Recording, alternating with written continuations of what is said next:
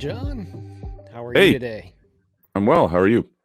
Good. Welcome to another episode of Eat Sleep Code, the official Telerik podcast, live on Twitch. So, John, we've got articles from the last couple weeks here of tech news and Yep. developer news. We've got some fun and some serious business to look at. Let's start off with a little bit of silliness. How about that? No, that's actually a pretty cool thing. This is just me being silly about it. So GitHub has shipped Yep. some code or an I archive love of this. code. And sorry about the ads from whatever great website this is we're quoting. hmm Um, But GitHub has shipped a archive of code to the North Pole in case of an apocalypse. Apocalypse happens. A Yep. post-apocalyptic society needs help. So this is actually something that's done by more than just the tech industry. Like there's seeds and other like DNA banks and things that are stashed throughout, you know, the polar regions of the globe just in case something really bad happens. What do you think about this, John? Well, I think it's embarrassing to admit that my code will be in this vault. Some of my repos have actually been placed there. I've got the contributor badge now on my GitHub page, and the last thing I want are the aliens to be pointing and laughing at my code when, if and when they discover the rust-encased hard disks that have been buried in some place of Norway after everything has fallen from a human civilization point of view. So yeah, I can't say I'm immensely proud of that, but I guess it's a thing. So it's kind of like the Wayback Machine. The Wayback Machine is critical for making sure that people can still find parts of the internet that have gone away. Uh, it takes a lot of infrastructure to run this stuff, so good on them for taking a stab at it. I think that you know, if things go south, then we need a way to you know have an archive of this stuff. But I'm quite embarrassed that some of my code has found its way in there. I'm sure there's a lot of rather interesting things in there that we don't need, but there's things like the entirety of .NET Core and stuff like that that could be Yep. probably useful if That's there right. was a disaster. hmm Getting the internets back up and running would be quite the task. But of course, then there's my commentary on the situation was this is from Planet of the Apes, and it says the caption reads, "The expedition team leaves for the North Pole in search of the lost left pad codes. Our only hope to restore society." Yes. Yeah. Always a good joke to mention left pad. Yeah. Oh, I'm never letting them live that down. All right. That's not going to happen. Let's see here. In more serious business. Not that the apocalypse isn't serious business, but my Sure. comments maybe weren't. Um, so Google is planning to keep its employees home until summer of 2021. So Yep. another year of work from home for the Yep. Google folks. Yep. Yeah, they're not alone in this. That's for sure. A lot of companies are thinking of doing this, and as companies plan their uh, resources and time and energy and where they're going to spend that. Obviously, they're looking to where their folks are situated. And so Google's not alone in this. A lot of people have actually made this similar announcements to this, Microsoft, etc., that their employees will stay home for a long period of time. I think tech companies are certainly well positioned to take advantage of this situation, given the technology they have, to enable their folks to work remotely. But it has a big spin-off effect on roads and events and conferences and all sorts of things. So it's Yeah, definitely the right thing to absolutely. do. Yeah, I mean, it even impacts things that you don't think about, like restaurants and things in the Yeah. area where these businesses reside Yep. are taking a big hit because the lunch rush isn't a thing anymore.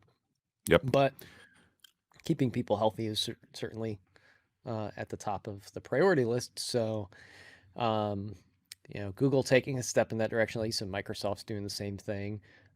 Progress hasn't officially, I don't think, said anything in the public about next year, but they've certainly kept us in the loop to keep us home as long as they feel it's necessary to keep us safe. So looks Yeah, it's like really going to depend on where you are and what the situation is you're in. In Australia, we were doing really well up until a couple of weeks ago, where there was an outbreak in Melbourne, and now they're at mhm. stage 4 lockdown with curfews, believe it or not. So that's just shows how quickly these things can happen or turn around. Yeah. Yeah, so I think we'll see more of this. It looks like next year is going to be hopefully a time of change back towards something a little more what we consider normal. Mm, It's all speculative, though. We've heard some recent news here that they believe they'll have vaccinations ready by early next year and in full hmm production for 2021. So hopefully, if that happens, Yep. say if, speculatively, if it does Yeah. finally go right, then we can start getting back to normal by 2022. But in the meantime, looks like we're staying home to work. Yeah, it's going to take a while, actually. Even if we were to find a vaccine today, it's still going to take a while to manufacture and distribute that Hmm. vaccine. Like it's going to take months, if not years. So I think that's the sort of realistic look at what's going on here. Yeah. Yeah, we've got we're staying home, and it looks like a lot of schools are finally deciding to shift to online here in the States as well, which wasn't kind of the story a couple months ago. It was Right. pushed to reopen in person, and it looks like that's hitting some real mixed reviews. So now there's a pivot to online learning in a lot of places, which I personally see as a positive. So Yep. uh, Yep. looks like that'll be the trend going forward for now. Mhm. Um, Learning about the latest .NET productivity features. This is Yeah. a good read. There's been a lot of tooling improvements to hmm Visual Studio Yep. 2019. Yeah, these are mostly focused around Roslyn, which is the .NET compiler platform. It basically provides all the languages that sit on top of it with rich code analysis APIs. And so the Roslyn team has published this blog post listing some of the improvements that have been made within the context of Visual Studio. So all kinds of improvements to tooling, all kinds of improvements to code fixes and refactoring. If you're looking to obviously gain a level up on, writing code or resolving issues. These sort of productivity features should help. Obviously, there's a number of tools that can help along the way, not just in Visual Studio, but other ones as well. But yeah, goodness in the language features there. Lots of ones listed in that blog post there that are worth mentioning. What's nice is there's a lot of customization in this as well. So if you don't hmm particularly, have a team that aligns with some of the refactoring suggestions or the templating Yep. that's coming out of the new file dialogues and things like that, you can customize some of this stuff. They had Yep. a pretty good example of adding like a custom header there, hmm so you hmm can set that up as a real quick IntelliSense fix that you can run. So Yep. this is all really customizable stuff, which is hmm great. Man, this thing is long. There's Yeah. a lot of information in here. Yeah. They just keep packing more and more into Visual Studio, Well, um, why shouldn't they? They've which got a great platform. Roslyn provides a great basis upon which to do all this stuff. And so, I think this is just a natural evolution of that. So it's good to see.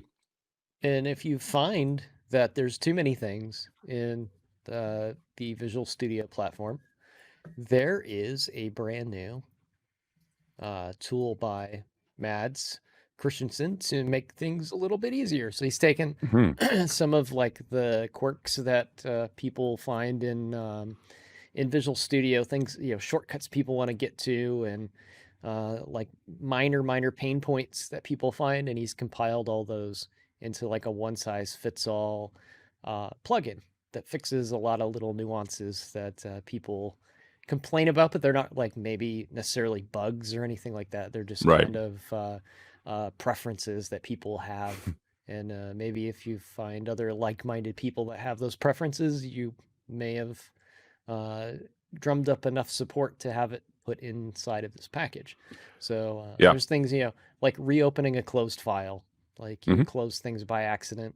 I Yep. remember, was it Chrome used to have this. Now you kind of got to get over to the history, but there was like the Sure. open previously closed tab or something like that. So there's something like that in here. Auto saving of documents. Um, there's a presentation mode, which is really Hmm. cool if you're like the two of us that do stand ups and presentations a lot. That can be really handy. Um, this is interesting under editor here. You can run code cleanup on format. There's Hmm. do not copy empty lines. Hmm. So I don't know how many times you've copy and pasted codes. Should do that, really? Is that what we're doing? I'm kidding. Everybody copies and pastes code. You can drop like white space from it, Yep. and Yep. don't copy when there's no selection. That's an annoying one that I do all the time. So you go to like copy a line of code, and then you maybe accidentally hit like the copy button on an empty line, and then you lose the thing that was on your clipboard before because you accidentally hit that empty spot. So Yep. it'll like balance that out. So there's a lot of little things in here, just little Hmm. nuanced things that it looks like Mads found and kind of put in this um, one plugin that you can just put in Visual Studio and kind of fix all of those things. And these things are things that you can customize as well. So you can Hmm. turn on and off certain features from this if you don't necessarily agree with some of these things. Yeah, Visual Studio Code, I think, was sort of the influence, or well, I guess the influence for some of this stuff, because as you know, Visual Studio Code actually has an ability to perform operations based on various commands that are input. So, for example, you can do a format on save. You can actually write these things yourself. You can do linting. You can do all kinds of things. And so, I think people were looking for similar functionality. Now, I'm not saying that's what Mad's motivation was for this, but I know that using Visual Studio Code myself, if you set up certain files, you install certain plugins, a whole orchestration of things occur, sort of like Hmm. this Rube Goldberg sort of machinery just takes over in terms of Visual Studio Code when you hit a certain command like save or format document. So there's all sorts of things that you can pipe into that, and I guess this is just exposing that through a visual tool. Yeah. So here's an interesting one that's in the same package here. I was just talking about this in Twitter yesterday. There was somebody posted like, what's a C# tip that everybody should know but nobody talks about, or something like that. And I said, paste JSON as class. Like that's one that not enough people know about. And he's added a context menu option for Perfect. this, Yeah, like it. because initially you could only find the paste JSON as classes in the edit paste special paste JSON as class Hmm. menu item. So it's like really, it's not hidden, but it's really not like up and forefront either. So you can find it a lot easier if it's under a context menu. So this makes it a lot more discoverable. So there's a lot of really cool things in there. Matt's always comes up with some really interesting plugins for Visual Studio, so it's fun to follow what he's building and see what's kind of going on inside his head. So And just in terms of those two things, in case anyone was curious, paste JSON as paste class JSON as classes, or paste XML as classes. Basically, if you have some snippet of JSON or XML in your clipboard and you say paste JSON or XML as class, what that will actually do is stub out a class definition based on the structure of the document you have in your clipboard. So it actually will generate the serialized output. Well, I guess the serialized class that you would need to represent that document that is in your clipboard. So it actually will gen that out for you, which is quite nice. yeah, it does a really good job of it too. And Mm. it makes a short work of if you have a RESTful API that you're pulling data from that you didn't build yourself and you don't have a .NET class for, Yep. and you have to consume that thing. For example, if you're using like the GitHub API, you can just go to the GitHub API page, grab one of the samples from the code, paste it into Visual Studio, and there you have the class Yep. to consume that API, and you don't have to Yeah. Always good stuff. write things manually. Always good. Yeah. And we see you all in the chat room. Thanks for joining us. We have a comment here about everything that you can do in C#. We can do in VB. Almost everything. I don't think you can do Blazor in VB, but it's yet to be seen. It's always that my dad can beat up your dad argument, I think. I'm not really happy with these types of arguments, you know. So they're all good tools for the right job. exactly. We'll play that very political. All right. .NET 5 now 2 steps. This one's a bit of an away older from one, but I Android. just wanted to make it on. I just wanted to put it on people's radar that .NET 5 is coming, and we're at beta 7. I think we are beta 6, beta 7. So we're really, really close. And I think the roadmap is available off of GitHub. If you go to their repo, you can see it there. But .NET 5 is going to be a significant and meaningful release for a lot of .NET developers because it adds so much goodness to the runtime, to the compilers, to the tooling, to everything, basically. And it's going to be basically the first step towards, well, actually the step towards unification, that schism that exists right now between .NET Framework and .NET Core. So .NET 5 is basically going to be the one runtime to rule them all. But it's a good thing. And in typical Microsoft fashion, I believe this counts as probably a division of 3 release, right? So if you do a modulo 3 and you get 0 on their release number, then it turns out that every third release by Microsoft is always a good one. So this is an example of that. There's another rule where you skip the number 10 too, right? Right. So that's when right. when we get to .NET 8 or 9, no, sorry, you skip 9. We get to 8, we'll skip 9 and go to 10. Yeah. So this is funny because I was actually just working on a presentation about this with .NET 5 coming up. Perfect. We're discussing, where this .NET is going, and in this presentation, I started outlining the history of the .NET release cycles. And Right. You find it pretty interesting that, this is a framework that goes all the way back 2002. Sure. So we've got Sure. 18 years of this behind us. Probably 20 if you count the betas and Oh, yeah. leading into all of that stuff. And then we kind of had this time where, the framework got built out to a couple of years. So there was a few years between the first and second versions of that original .NET, or ASP.NET rather.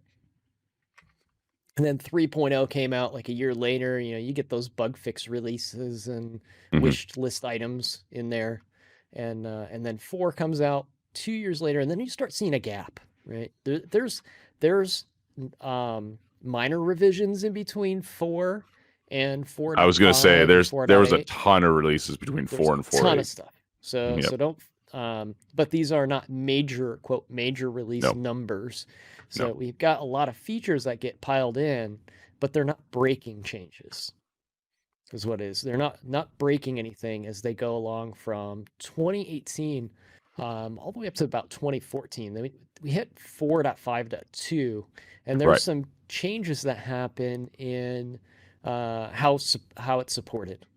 So we've got different ways of how .NET is supported through the Windows OS and things like that.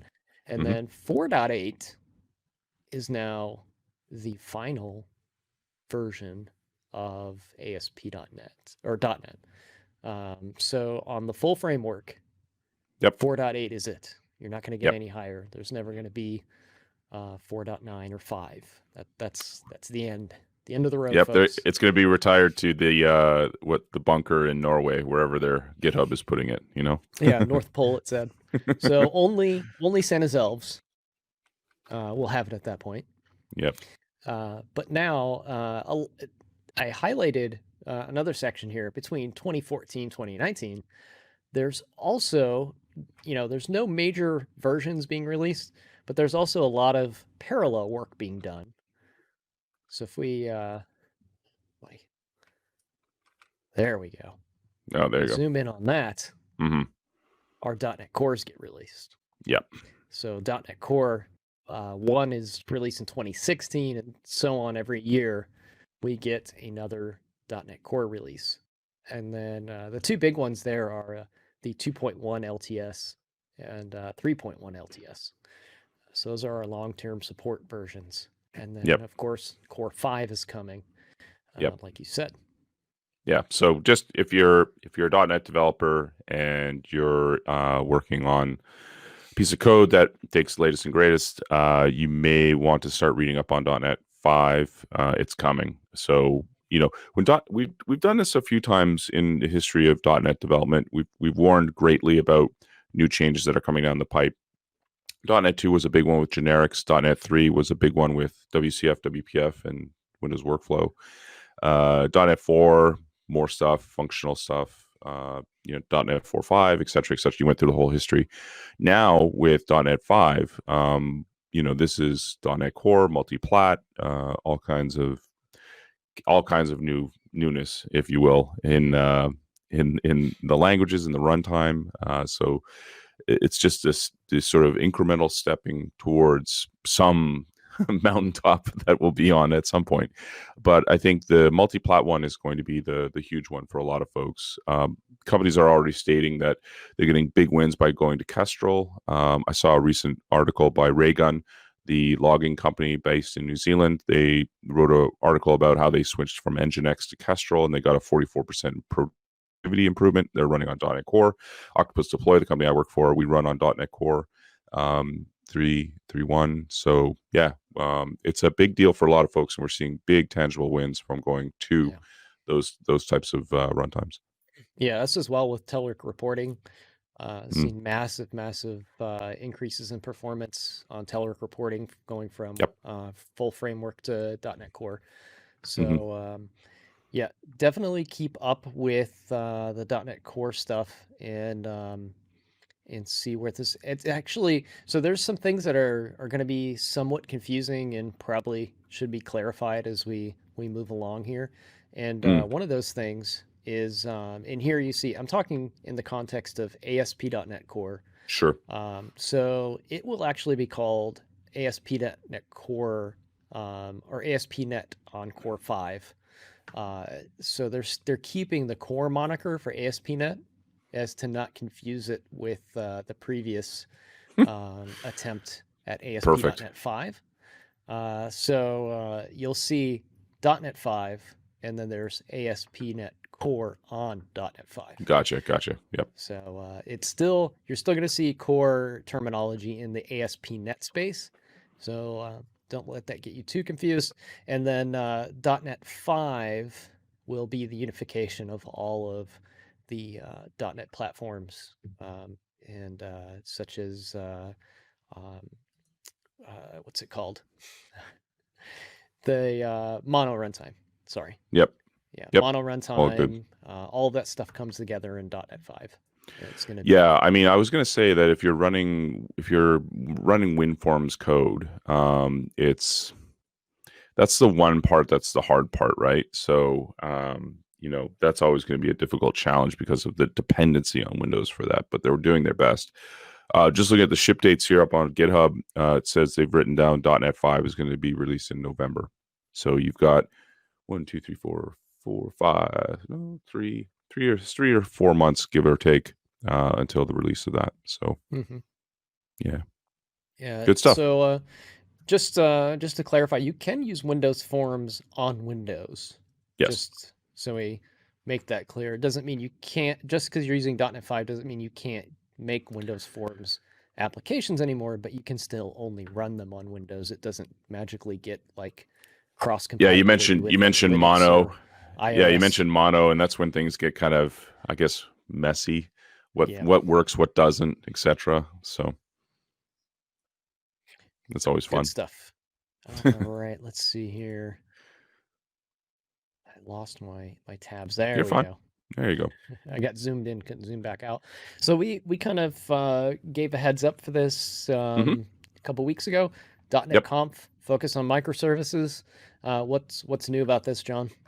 Oh, just that the fact that they've wrapped up and they've published the live stream there, so you can go ahead and watch that for yourself in the comfort of your own home. They've also got the GitHub repo for all the code examples, etc. This was a huge focus on microservices with .NET Conf. A lot of great presentations there. So if that's something that interests you, definitely go check it out. A lot of great content around .NET, ASP.NET, microservices, etc., etc. Yeah, it's great that these are all being recorded and put on, let's see, is it on YouTube? They said they're going to be posting it to their YouTube channel soon. Yeah, The looks like stream it's is YouTube there. there. Yeah, so the stream is there, but what So it's you great. don't pay for premium, bro? Come on.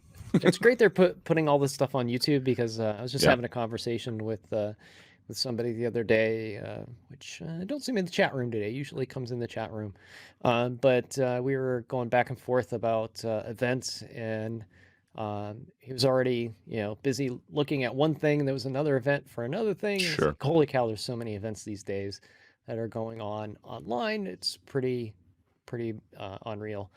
Yeah. So there was like a DevRel conference going on the other day at the same time. There was like another big conference online. It may have been the same day as that microservices conference. Ah, So it's a good thing those things are recorded where you can go find them later if you didn't get to catch them gotcha. live, because Yeah, yeah. you can't watch two things at once really. So Hmm. speaking of watching things, John, I don't know if you watched Westworld. I did. You did. I got Oh, into it. I got excellent. into the first two episodes. I got into the first two seasons, and then it got weird. And then I was like, I can't do this Oh, anymore. so I would advise you to go ahead and start season three, All right. because it is a far cry from season two. Season two was Got a little bit better. a necessary effort, but not worth the ride, right? Yeah. I didn't care for season two very much, Hmm. but the payoff was season three. So Okay. season three was absolutely amazing.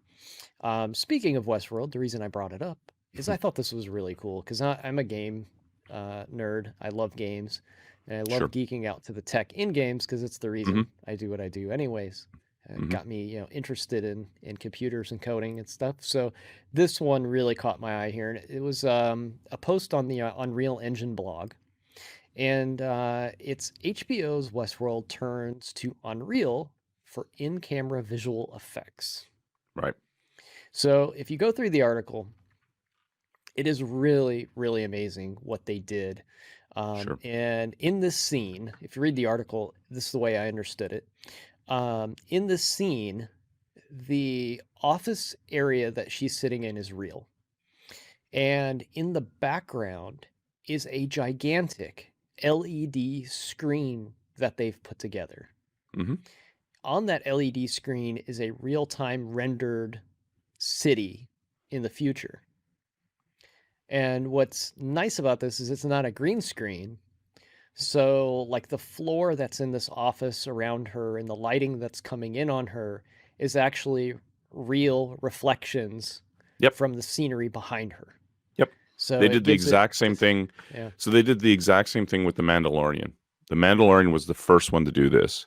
And if you've seen the Mandalorian, it looks amazing. It looks real. Every scene that they do, just like Westworld, every scene that they do looks incredibly photo real. And so they're doing the exact same thing, except in Westworld. I don't know if they're doing it in Westworld, but in the Mandalorian, they did a 360 view. So if my head is the camera, they had a screen that was projected around in a 360 format. And the only thing they had to worry about was, as you mentioned, the really close-up stuff. Yeah, I'm trying to find in here where it states just how big the screen is. Here it is. Yeah, it's A massive. 50 by Yeah. 22 foot LED wall. Yep. 50 by 22 foot LED wall. That is massive. Yeah. That is absolutely massive. And it's displaying in real time a 3D image, because it has to be in real time because they might move the Yep. camera, and Yep. it's tracking the camera angle so it can re-render that scene to give it the correct like parallax movement and all that stuff. Just absolutely amazing that they're able to pull this off. I think it's cool because it's a kind of like the pendulum swinging, right? Like we had, let's take Star Wars for really interesting example. We had, everything was done with stop motion animation. There was no computer graphics yet. We had little models of everything shot, close up, so they looked Sure. really big. And then the pendulum swings like really far away, and then we get into those really bad generation of Star Wars films Yep. where I can't remember which one it is, but I remember like watching it in there's this scene where they're all like fighting in the grass, and like they zoom out and it's all like CGI, and the grass is like a flat like green texture on the ground, and then they zoom in and there's like real grass where they've shot like the actual like close-up footage in Yeah. in real world, and then they zoom back out and you're like, oh, that's really just bad graphics Yeah. being rendered around them. Yeah. That's terrible. Please don't do They that. they solved they solved a lot of problems with CGI. They solved the big battle scene problem. So taking some examples like the scene out of Braveheart where you see the two armies run at each other was done in real life, but it took a lot of coordination. They had to get troops from the Irish Army, etc. Those large battle scenes have been taken care of. The minutia sort of really cool graphic stuff, that one's been taken care of. You watch something like Ant-Man, or you see some, like if you were to take Honey, I Shrunk the Kids and put it in a 2020 context, that problem's been solved. What this is doing, and what they did in The Mandalorian, is they're putting the focus back on the storyline and the actors, which I think is what is missing from movies today. People don't like these big galactic scenes or small scenes. They like the human element. And what's been always a challenge is you've got these actors staring at green screens like the one behind me, and they're like, all right, it's like the movie 300, which was a classic green screen movie. They're like, all right, in front of you is an ocean, and there's dragons to the north, and over there's a ship sailing, and make sure you look really angry. And the actor is trying his or her best to look angry, but it's really hard because they're staring at this green screen, right? Now with this technology, they actually get a photorealistic view of what's in front of them. They can respond to it, and it looks fantastic as well on the screen. So they're getting the best of all worlds, and it's also very realistic in terms of the view. It looks 3D. It looks like it's literally right there. If you watch The Mandalorian, it's amazing. It's just the same way. But now Westworld's utilizing it, which is great, and it allows you to actually have one set, so you don't have to travel to these remote locations. You can just go to this one set. They can just worry about what's on the floor and what's in the immediate vicinity, and then project up on the screen the dimensions of, or I guess the scene that they're trying to create. In this case, a city. So I'm trying to find, like, if you haven't seen the original Westworld, yeah, I found it. So this is Okay. amazing. This will show you. So the original Westworld was in 1973. It was filmed in 1973. It is an LA excellent set. movie. LA, somewhere in LA. In It is an amazing movie, and hopefully this doesn't get cut from the YouTubes. I'm gonna try to play just a very quick, like 2-second clip here. Amazing, amazing movie. If you haven't seen it, even if you've watched, especially if you've watched the TV series, you should go back and watch this if you haven't seen it. It's just really, it holds up. The special effects, maybe not. Okay, so just gonna take a little step back in our time machine, and it's hard to catch, but I'm a big Westworld nerd, and I know where to look. If you look at this trailer, you can actually see. So there's this wall that gets broken through. So it's like rubber bricks or something. They bust through it. You can actually see the set shaking as the bricks break out. So let's see if we can catch this real quick. It is a very split-second thing.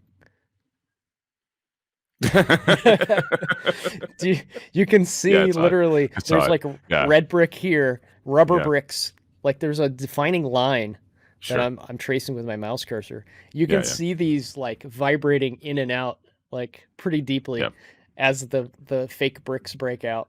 All right, well, this dude, is you how and I far are we've gone. We're kids of the '80s, born in the '70s. Like this is all we had back then. We didn't have anything to worry. Put it in slow motion. You can do it with YouTube. Yeah. There you go. Yeah, this is playback great. speed. Put the playback speed at like 0.25 or something. There we go. There you go. Yeah. So watch this wall. So we're going from talking about like how great green screens were to how even better this LED screen technology is. And in the Mm. meantime, like in these old movies like this one, they used like hand painted like backdrops Sure. to make it look like, Sure. you know, bigger spaces and whatnot. So watch this in slow motion here. Yeah, just the shakiness. They don't I make love buildings like that. they used to, Ed. They Oh, don't I make them love like they that. used to. And then this guy comes out, I was like, what was that? What kind of special effects are those? It's like, you know how long we better I, not you know play how any long more it took to sound. build that thing? Oh, I love that. I love that part of the movie, and I love that they caught it in the trailer and decided Mm. that was a good clip to keep in the Oh, trailer. sure. Yeah, there's classic movie. Like, I think the movies of the, not to get off too much of a tangent here, but if you actually watch That's some of the great. movies of the 70s, there's stuff that they put into the edit that you can still capture today. There's classic movies that you can watch where there's guys running into things accidentally. There's people caught in shots looking at the camera like, you know, and you know, Strings. they didn't have time. They were basically cellophane tape, you know, between edits. Basically, they didn't have digital back then. So yeah, it's hilarious. They didn't have the luxury we have now of taking, you know, Scorsese, we'll do it again 20 times, you know, sort of thing. So I remember there was we used to make like rumors up that would cover up some of these bad edits too. sure. So when the first Star Wars came out, there was a scene where the TIE fighters are like chasing an X-wing or something, and you can see like the paste up. So they'd like Hmm. literally like take film and paste it together. You could see like a circle like Yep. around the TIE Yep. fighters where they like pasted them into the frame. And Yeah, I you couldn't remember see it people back then on say, the film, but you can see it on TVs now, HD TVs you now. you could pick it up back in the day as well, because I remember there was a discussion on the playground one day that those were quote the force fields. That's what you're seeing is their force fields.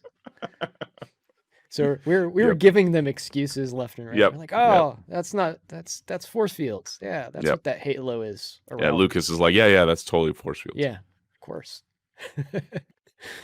So back on topic. Sure. We use Trello to put this show together. Hmm. Trello is one of my favorite tools, but we use Teams quite a bit at work. And Hmm. if you like Trello and you either like or need to use Teams, no reason to dislike Teams. I'm just saying if your organization uses Teams and you like Trello and you're not allowed to use Trello, maybe this is a really cool thing that Microsoft is doing with Teams. They've basically put Trello into Teams now. Yeah. So maybe that's not how they want me to portray it, but that's how I'm going to say it. All right. So Microsoft Lists Yeah. begins general availability in Office 365. And it's similar to a Trello. It's a task list type of thing, highly customizable, Hmm. which is really neat. So there's integration points with the whole Hmm. Office Hmm. apps ecosystem. So you can create your boards and lists and all those things and have them.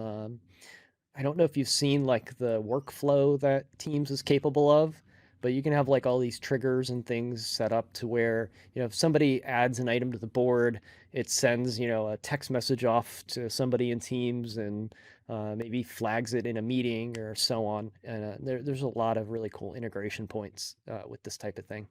It's really So, disappointing that we as a society have not been able to master lists until 2020. You know, like the amount of programs that developers have spent their time on creating list apps, to do apps. It's the thing that everyone builds basically, and we're still doing it. We're still trying to figure out how to do it right. You know, it is which I think, the yeah, first and last app that we all yes, build. this will be the last app that we ever build. Yes.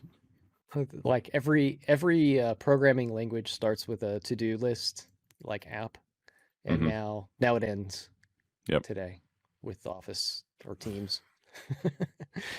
No, but it's a really very cool feature. If you watch their video, it's a marketing video, but it's pretty on point with let's see which one, this one here.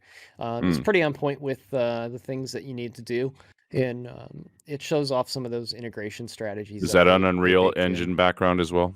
Yeah, I'm sure it is. I'm sure that Yep. teddy bear is CGI It's rendered. because Yep. teddy bears are expensive. Yep.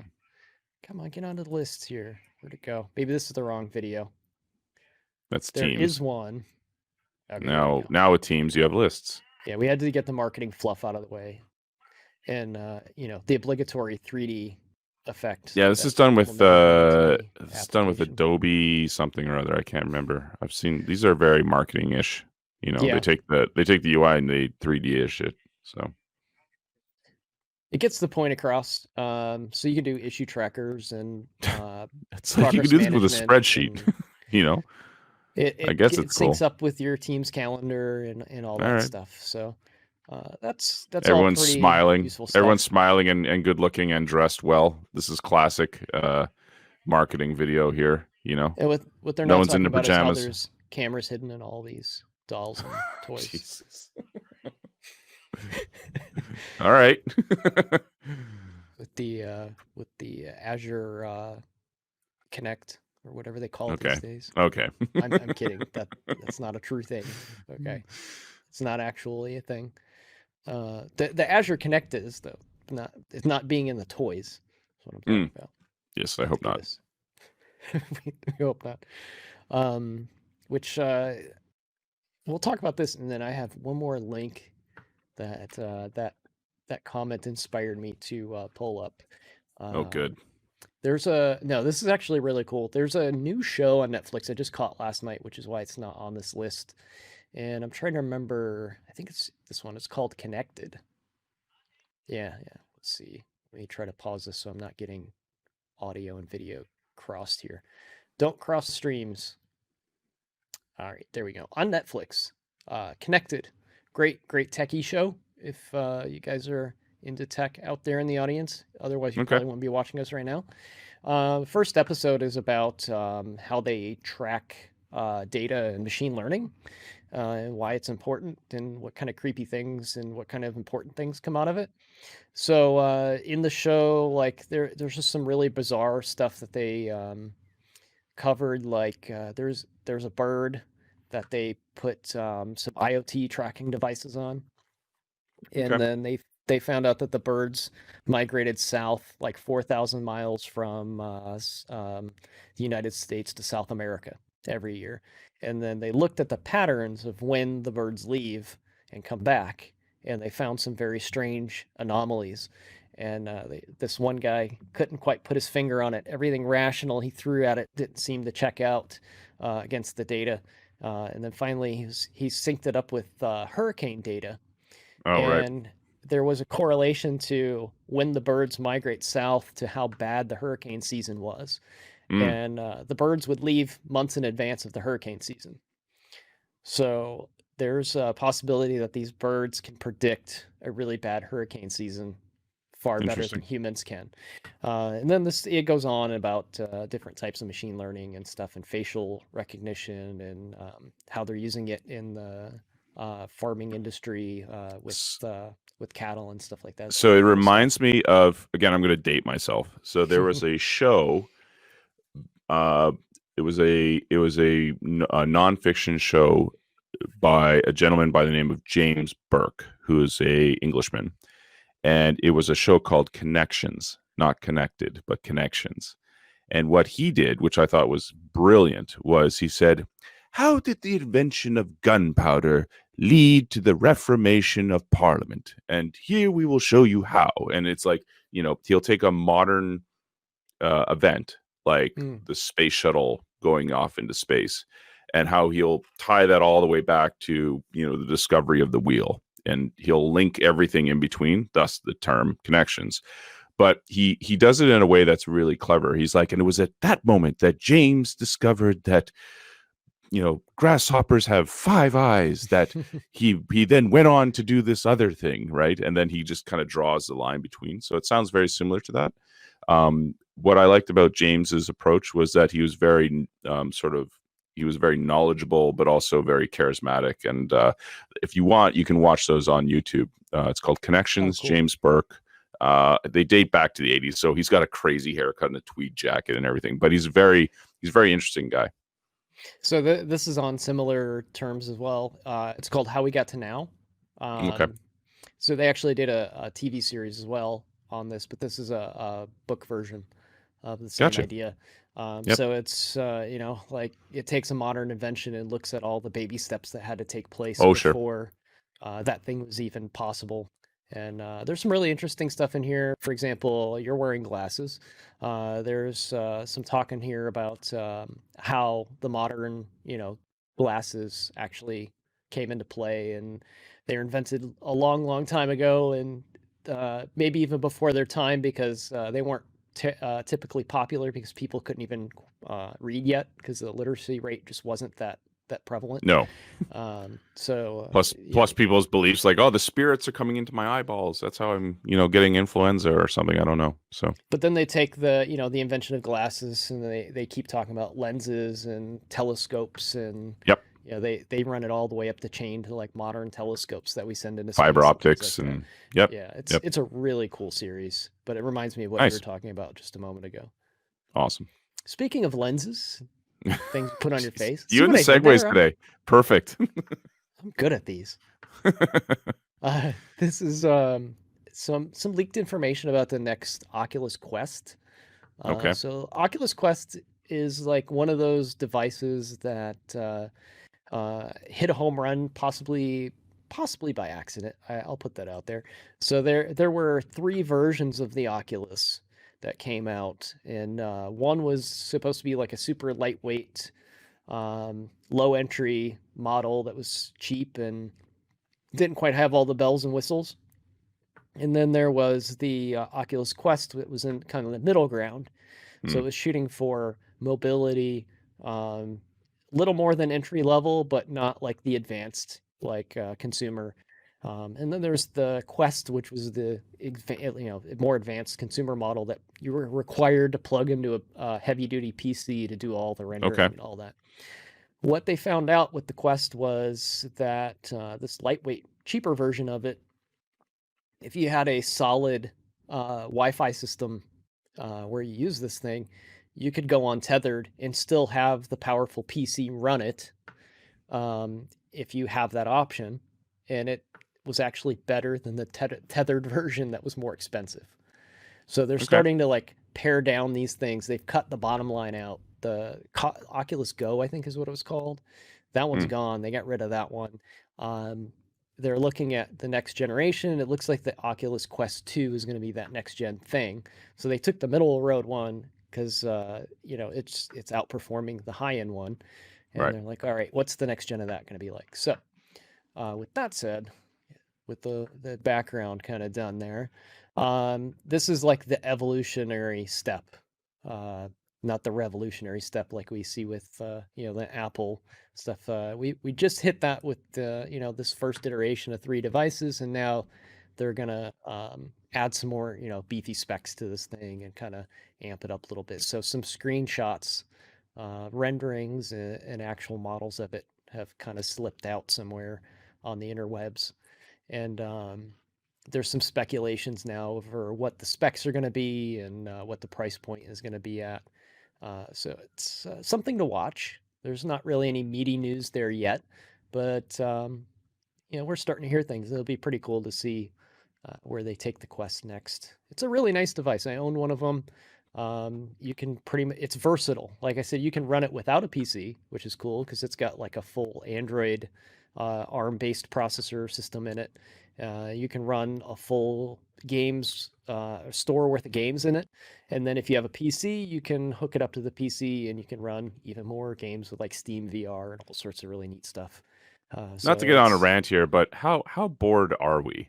Like reality just doesn't cut it anymore. Put this thing, like sew this thing onto my face so that I can actually entertain myself.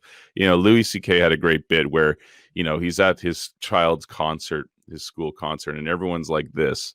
They've got this phone like right in front of them. Everyone's filming their child doing this performance. I'm like, would you just put your phone down? It's like the resolution of reality is amazing. Just look at it. You're like, your child's up on stage singing, and plus you're not going to watch that ever again, So I kind of feel like these things are, I don't know. I get the Wall-E sort of revulsion to this. I'm like, I can't see myself really getting into this. Now, that being said, I know there are people who love this sort of stuff. You've mentioned you got one of these devices. I can't see myself getting into this in a big way. I'd rather, if I want to experience something fun, I'll go outside. I know I sound like an old man, but I think it's a lot healthier, more healthy endeavor. I just fear the day that we'll be floating around like the Wall-E people, sipping these big drinks and these things stuck to our head. But there you go. You, my friend, have not experienced City Oh, 17. yes, we at talked full about this. scale. We talked I about know, this. Yeah. I know, and I'm gonna beat you up with it again. Come on, man. Until you have experienced Half-Life Alyx, All right. you're I not like at I like liberty. the I like the Mandalorian Westworld Unreal Engine version of this, where I can physically walk around. But if I got this thing, staple gun to my face, I'm not going to really enjoy it. I think, unless I'm in a Um, padded room, I guess, or I don't know. yeah, so there's a few things that throw you out of the experience in this, and if you were, say, at this is something we do, this is not what normal people do. If you were at a conference center where you had like kind of unlimited indoor space, Okay. um, then you could have some really cool immersive experience where you have this thing untethered, wireless, and you can turn off what they call the Guardian. So the Guardian is a little piece of software that keeps you from running into physical objects while you're on your device. Okay. So right now that Guardian is limited to 25 square feet, which isn't a lot of space, right? So you're walking around, and the game developers did a pretty good job of making sure that each room that you walk into, each scenario you're in, kind of falls within that bounds of 25 square feet in the virtual world. So you don't run into like situations where you need to adjust the room around you. There's like a button you can hit on your control stick that will kind of rotate you in the virtual world so you can Okay. realign yourself and not run into things in the real world. When you have to use that stick, the Guardian is like a 3D cage that comes up in your vision, and you can see the 3D physical space around you. That breaks the immersion, and you're like, yeah, this kind of sucks. And you have to like use the joystick to kind of re-aim the room around you. If you're in like a conference center, you can turn off the Guardian. So if you have like a few hundred square feet of free roaming space, you just turn the Guardian off, Sure. and you can literally walk around these environments in real space. It's rare that you have that opportunity though, where you're not going to just crash into something. Um, it's still very cool though to be able to do this in your own home, even though you can't do it at scale like that.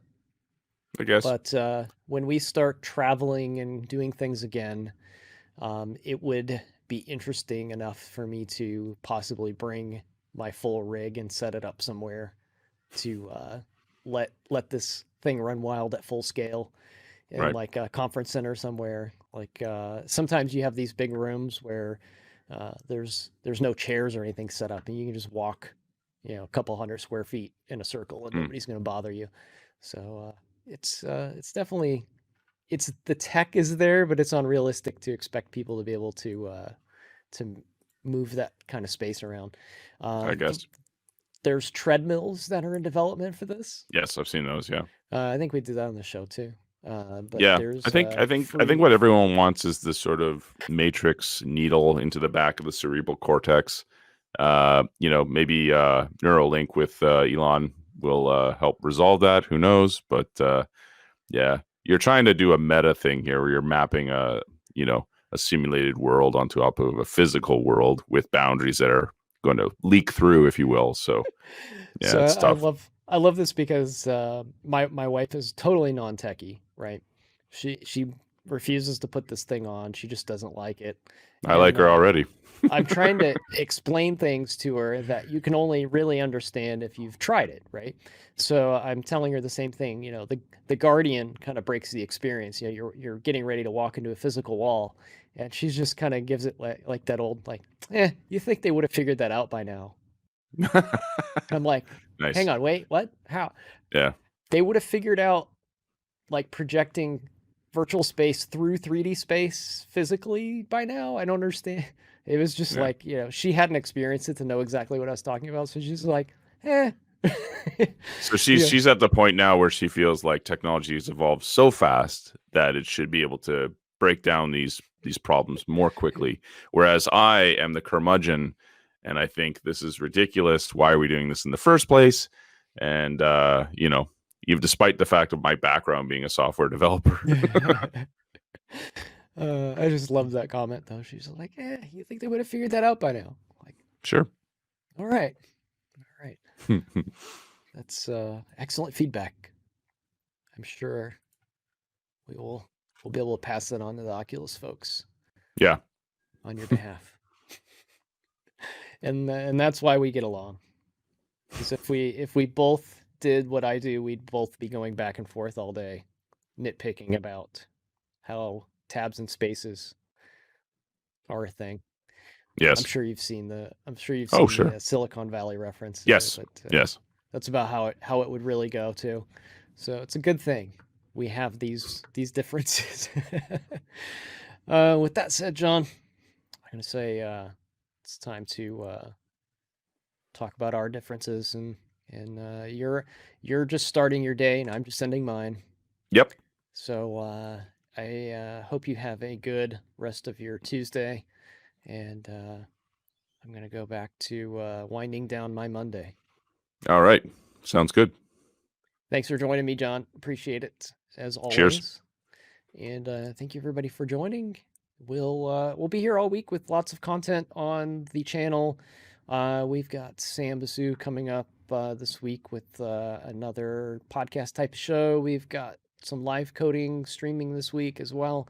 Just check the schedule below and you'll find us. Take care, everybody. Bye-bye. See ya.